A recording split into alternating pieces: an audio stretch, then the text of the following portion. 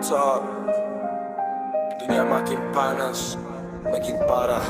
Dunia makin musnah, langit makin kelam. Manusia hilang arah, hati jadi hitam. Peperangan meletus, bom jatuh tak diam.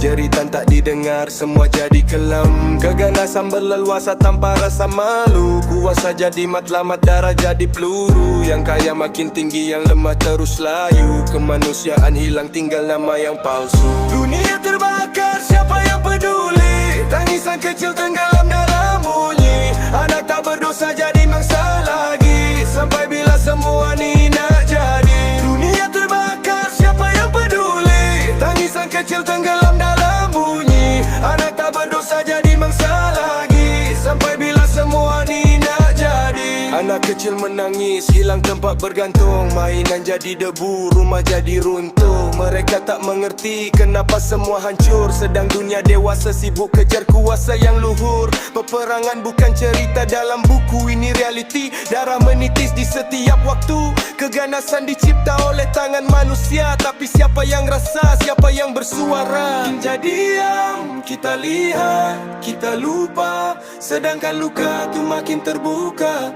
Sampai bila nak tutup mata? Sedangkan dunia dah hampir binasa.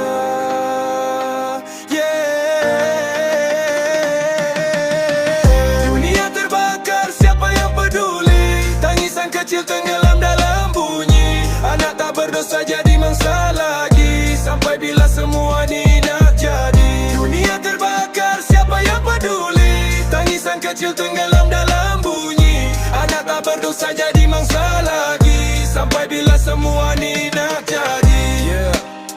Ini bukan sekadar lagu, ini suara untuk yang tak mampu bersuara. Sebelum dunia betul-betul musnah, jaga.